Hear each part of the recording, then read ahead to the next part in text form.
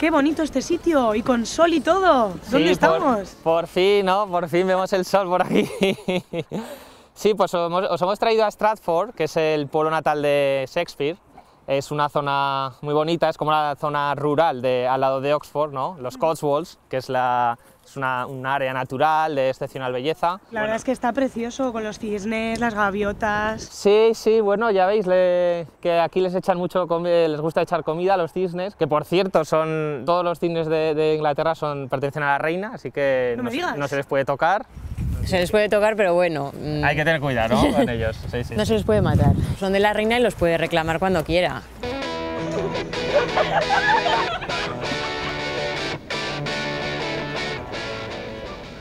Justo tenemos aquí la casa de Shakespeare. Es típica construcción de esta zona, de la madera por fuera, la Casa Blanca.